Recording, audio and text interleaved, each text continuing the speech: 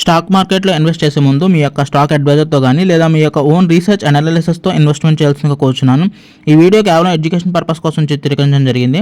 We are not responsible for your trading and investment. Also we are not SEBI registered అండి. First of all hi అండి. Video click చేసినందుకు చాలా చాలా thank you so much అండి. So first of all నేను ఈరోజు trading సెషన్లో టోటల్ వచ్చేటప్పటికి 525 రూపీస్ ప్రాఫిట్స్ అయితే ఈరోజు డే క్లోజ్ చేశాను అనమాట. సో ఫస్ట్ ట్రేడు నేను తీసుకుంది వచ్చేటప్పటికి ఫెడరల్ బ్యాంక్ అనమాట. సో ఫెడరల్ బ్యాంక్ మీద చాలా అంటే ఇన్ఫర్మేషన్ ముందుగానే చూశానండి. మీరు దాన్ని పెట్టరాని చూసుకున్నట్లయితే ఫెడరల్ బ్యాంక్ పెట్టరాను.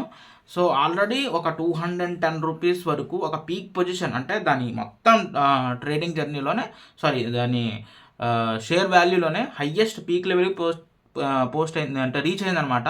సో మేబీ ఈరోజు కూడా పైకి వెళ్ళొచ్చు.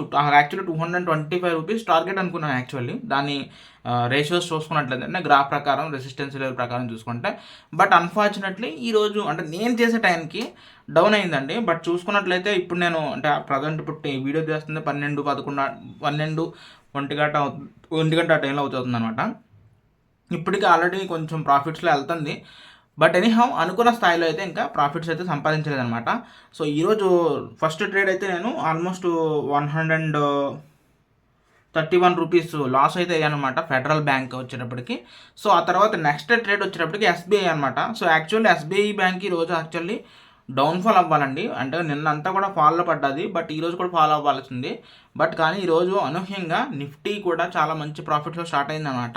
సో దానివల్ల ఇది ఈరోజు కూడా ఎస్బీఐ బ్యాంక్ కూడా చాలా బాగా ప్రాఫిట్స్లో పుష్ అయిందనమాట. దాని సపోర్ట్ కూడా చాలా ఇచ్చింది. ఎస్బీఐ బ్యాంక్ కావచ్చు, హెచ్డిఎఫ్సి, రిలయన్స్ ఇవి కూడా చాలా మేజర్ పార్ట్స్ అయితే బాగా నిఫ్టీలో సపోర్ట్ ఇచ్చినాయి అనమాట. సో దానివల్ల ఈరోజు నేను మూమెంటం చూశాను అనమాట నిఫ్టీలోను. సో నాకు ఎందుకు స్టేట్ బ్యాంక్ ఆఫ్ ఇండియా మీద అంటే ఈరోజు అంతా మ్యాక్సిమం బ్యాంకింగ్ సెక్టర్ మీద ఎక్కువ ఫోకస్ చేశాను అనమాట. Federal bank, SBI bank 2 banks మీద ట్రేడ్ చేయను. ఒక బ్యాంక్ నాకు ఒంగోబెట్టింది, ఇంకో బ్యాంక్ నన్ను నుంచోబెట్టింది.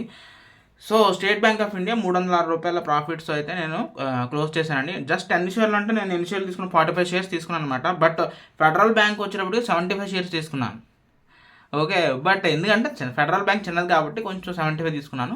ఎస్బీఐ బ్యాంక్ కొంచెం ఏంటది పెద్దది కాబట్టి ఒక 45 షేర్స్ తీసుకొని 300 ప్రాఫిట్ రాగానే ఎగ్జిట్ అయిపోయాను అనమాట. కాబట్టి 306 రూపీస్ ప్రాఫిట్ వచ్చింది అనమాట. సో సర్లే అట్లీస్ట్ 500 అలాగే కంప్లీట్ చేద్దాం అని చెప్పేసి ఈరోజు ఒక ఆప్షన్ ట్రేడింగ్ చేశాను అనమాట నిఫ్టీలోను. ఎలాగో మంచి పీక్స్ పొజిషన్ ఉంది. ప్రాపర్ టైమింగ్స్ చూసుకుని 1 స్లాట్ తోటి అంటే 25 షేర్స్ అనమాట 1 స్లాట్ కంటే. సో 1 స్లాట్ తోటి నేను ఎంట్రీ ఇచ్చాను అనమాట. ఎంట్రీ ఇచ్చి ఎగ్జిట్ కొట్టాను. సో టోటల్ అది కూడా ఎంత 348 రూపీస్ అయితే ప్రాఫిట్ అయితే వచ్చిందనమాట.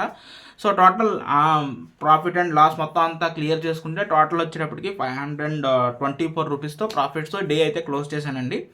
అండ్ ఇంకొకటి లైవ్ స్ట్రీము మధ్యలో నాకు ఒక పర్సన్ ఎవరు అడిగారన్నమాట, ఏంటి బ్రో 10,000 రూపాయలు అన్న షేర్ వాల్యూ నీకు 2,000కి ఎలాగ వస్తుంది అని చెప్పేసి. సో ఇంట్రాడే ట్రేడ్ గురించి ఇది నేను ఫస్ట్ టైం అనుకుంటే చెప్పడం మీకు. ఇంట్రాడే అయితే మీరు ఎప్పుడైనా ట్రేడింగ్ చేసి ఉండకపోతే సో మీకు ఏంటంటే 5x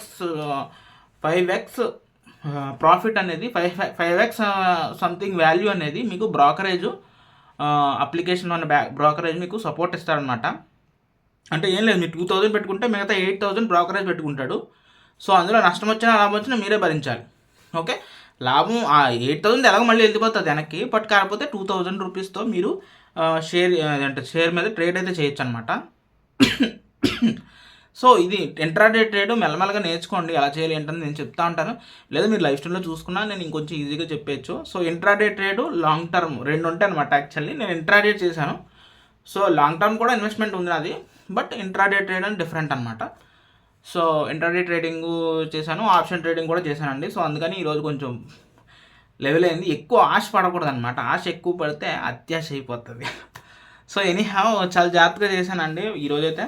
మరి రేపు శనివారం సెలవు అనమాట. సో ఆదివారం కూడా సెలవే స్టాక్ మార్కెట్కి. సో మళ్ళీ తిరిగి సోమవారం మనం కలుసుకుంటాము. సో ఎవరైనా నా ఛానల్ ఫస్ట్ టైం కనుక చూసినట్లయితే దయచేసి ఛానల్ సబ్స్క్రైబ్ చేసుకోండి. అండ్ కొత్తగా వచ్చిన వాళ్ళు. అండ్ అంతేకాకుండా 1-2 వీడియోలు అంటే నాకు ఇంట్రాడే ట్రేడ్ అంటే చాలా ప్రాఫిట్గా ఉంటుందండి ఎక్కువ. అలాగని లాస్ లేదని కాదు, చాలా రేర్గా లాసెస్ అవుతుంటాను. మీరు లైఫ్ స్ట్రీమ్లో కూడా చూడొచ్చు. నేను లైఫ్ స్ట్రీమ్స్ అన్ని ప్రైవేట్లో ఉన్నాయి. ఏంటనో ఈ ప్రైవేట్ అంటే సంథింగ్ వీడియో పెడతాను కదా, మళ్ళీ లైవ్ కూడా పెడితే కొంచెం ఇబ్బంది అవుతుందని చెప్పేసి నేను ప్రైవేట్లో అనమాట. సో మ్యాక్సిమం ఇంకొచ్చేపట్లో లైవ్ కూడా పబ్లిక్ పెట్టేస్తాను అనమాట శనివారం రోజు. ఓకే, ఇంకా ఏమన్నా మీరు నన్ను క్వశ్చన్స్ కానీ ఏమన్నా అవ్వాలనుకుంటే కింద కనిపిస్తున్నటువంటి వాట్సాప్లో మీరు కాంటాక్ట్ అవ్వచ్చు. అండ్ ఫస్ట్ మీరు ఇన్స్టాగ్రామ్లో కూడా ఫాలో కొట్టచ్చు, తణుకు_అబ్బాయి అని చెప్పేసి ఉంటుంది అనమాట.